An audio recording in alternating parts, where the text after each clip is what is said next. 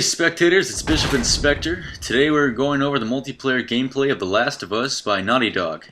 Now if you haven't already played this game, I strongly recommend it to every type of gamer out there, no matter which genre you prefer. It covers almost every aspect of a game you can ask for, and the execution is phenomenal. But I'm not here today to praise this game's attributes. We're going to walk you all through some tips and tricks that the Spectacular team found useful while playing online. We hope you enjoy.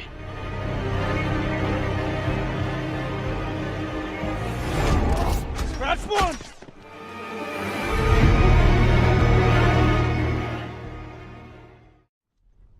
Alright, so from what I've seen so far while spectating teammates and other players, this feature that lets the player focus their hearing to see enemy movement through objects is overlooked by most and can easily turn the tide of a match.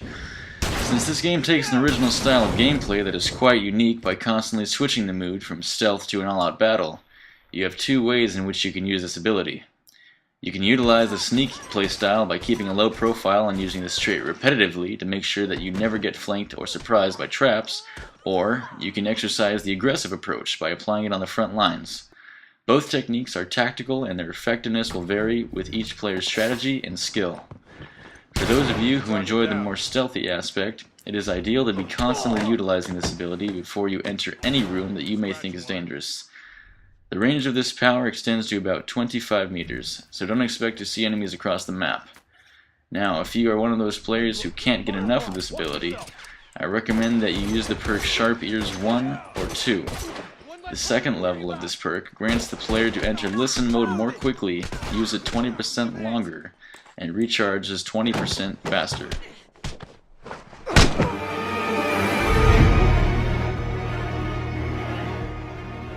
Alright spectators, one of the most important roles of being a tactical is to be a supportive team member. The more you work with your team, the better chance you will have at succeeding.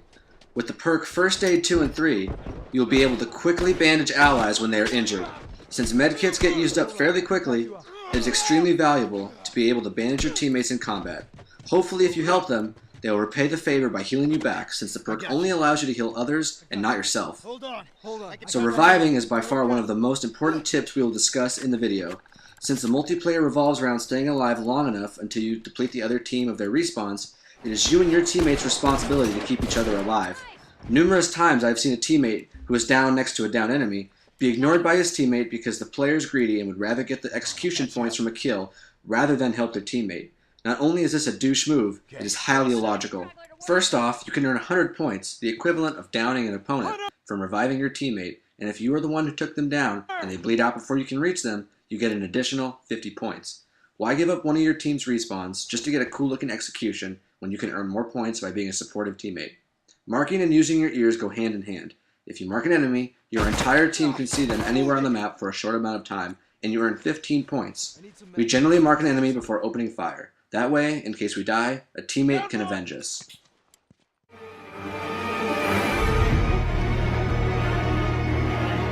Whenever the match first starts, players almost 100% of the time head straight for the closest toolbox to their spawn. The contents of these toolboxes are used to create items such as Molotovs, bombs, and medkits, and melee weapons. We find it helpful to make the bomb as our first item since Molotovs cannot be planted as traps, and there are already medkits on the map for each player. The bomb seems to be the most versatile. The Molotovs and bombs are great for scattering and surprising the enemy. For the Molotovs, it is useful to expend them upon armored targets who are more difficult to take down, or as a direct shot when you have already locked onto your enemy. Bombs can be used both offensive and defensively. If you're deciding where to plant a bomb, we recommend that you do it in a choke point, near a toolbox, or in a highly populated area to best surprise the enemy. The smoke bomb can be used as a breaching tool for your team if you use it correctly. Try to save it for a group of enemies instead of just a single person. And if the opportunity does arise in which you are going to use it, be sure to have teammates around you to back you up in case the situation is foobar. A neat trick with a smoke bomb you can use is a combination with a shiv. If you throw a smoke bomb and stun an enemy, you can run up to them and shiv them from the front. Purchasing upgrades in The Last of Us has its pros and cons. Featured in the multiplayer gameplay include upgrades and ammo for each weapon you have equipped, along with body armor for your character. If you feel like you keep dying every time before you can get that last shot off, then the armor upgrade may be for you. If you enjoy being upfront and personal with your weapon, then you should choose to upgrade whichever weapon you use the most. Weapon upgrades generally include increased reload speed, rate of fire, magazine size, Okay, starting we ammo, got it. accuracy, and decreased recoil. If any of these are to your liking, feel free to purchase them, but remember, save enough for your clan.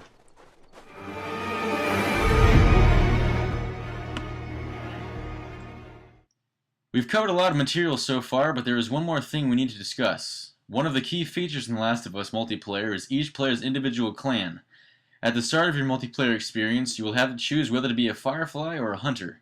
Each faction has a short description about their background and values.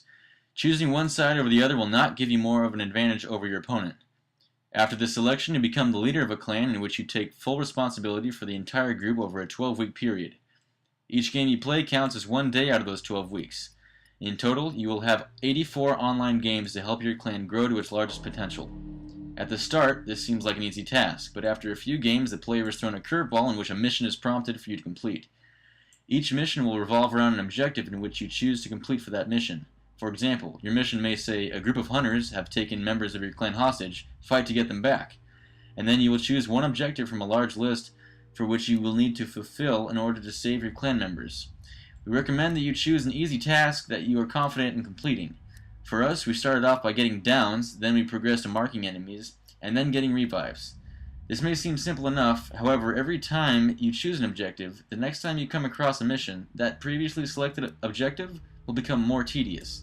For example, the first time you choose to get a certain number of downs in order to accomplish your mission, it may range from 3 to 9 downs to save 20 to 60% of your clan. The next time you choose this objective, it will increase to 9 to 16 downs, and the percentage will increase, and so on and so forth. Again, choose an objective that you know you will be able to complete. If you aren't the biggest shooter and don't prefer the offensive strategy, then choose an objective such as reviving, healing, or marking. These generally require the player to stay farther back and away from the action and may be easier to complete for the more defensive players. To break it all down for you, no, it doesn't really matter how many people you have in your clan by the end of week 12. No, you do not get any rewards or consequences based on how many people survive in your clan. And no, you do not lose all of your gear and perks after the 12-week period. All in all, the whole clan system is just to add more of a competitive tone to the multiplayer to increase the replayability factor. But I'm not, so. So, Last of Us. It's pretty fucking awesome. What do you say? Yeah, I'd say so myself. Definitely 10 out of 10 for Spectacular here. Definitely recommend buying it, even if you're... This is just for the multiplayer. We're not talking about story yet. Oh shit, Yeah. yeah, just the multiplayer alone, I'd definitely buy it. It's such a different thing than you're used to. It's like... I never played a game like it. I mean, Ghost Recon was kind of objective-based, but like not even so objective-based. Yeah, Like... It's weird how it's not based off of kills, it's based off of respawns. Like, it's totally taken a different direction than what usual multiplayer is. I mean, definitely an original game if I've ever seen one. Naughty Dog, they've outdone themselves like tremendously. It's fantastic. and if this is not your particular game style, you should try it out, because I don't know of any other game in the market that's uses this type of gameplay.